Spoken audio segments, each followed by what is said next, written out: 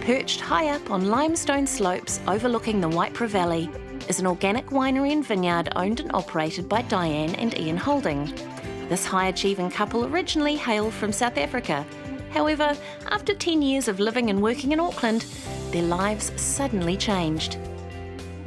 I woke up one morning and knew my destiny was to grow grapes, and from that moment, my entire energies were directed to finding a piece of land and retraining as a winemaker. And how did you end up in Canterbury of all places? Well, because I knew I wanted to do Pinot Noir, I took a vintage job down here with Danny Schuster. A real true pioneer for this region, for Yeah, Pinot. and he kind of inspired me. And while I was working for him, I started looking at soil maps and started to realise what huge potential there was for Pinot here. The Golden Mile stretches from around about a mile in that direction. Okay. And it finishes approximately just beyond Fancrest Estate. And it's a big fault line with And producing some pretty beautiful sensational wines. limestone soils and as a result, sensational wines. It's like a menagerie as you come up the driveway here. There's just animals all over the show. I think the thing that I'm in contact with most of the time is the bird life on the farm. And there's a lot of There's a them. lot of them, and they have a job to do here. Part of their job is to deal with the insect pests. The guinea fowl are extremely useful in the vineyard because they don't eat grapes.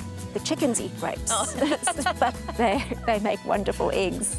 So golden trade-off. eggs, that's a trade-off.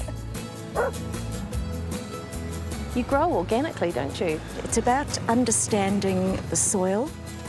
We chose to go the extra step of no-till viticulture because more important than anything else is soil structure. And that affects everything from its water holding capacity to the way in which the vines are able to penetrate the soils and get deeper and deeper into the soils. Thistles are rather exciting because they're an indicator weed. An indicator of what? They indicate to us that there's limestone straight underneath them.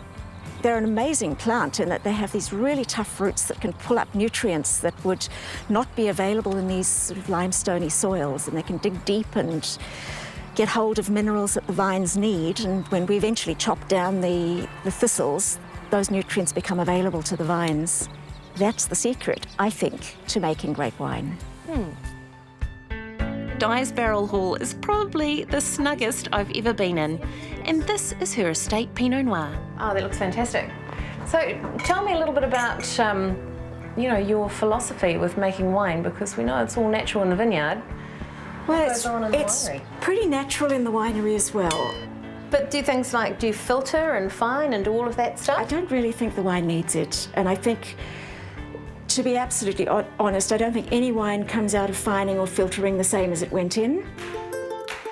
I'm expecting this barrel to be quite fizzy. We're going through malolactic at the moment. Oh yes, a little bit of a crackle there, Di. And you can taste it on. It's quite effervescent on the palate All as right, well. have a taste.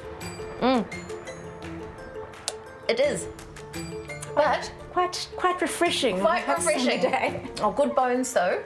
Your Pinot, I read, was the first fully certified wine from Waipara. Every single thing, including our cleaning agents, have passed muster with BioGrow, and I think it gives the consumer confidence that they're really getting a totally finished organic product. You know what, I can't wait to see this when it's finished.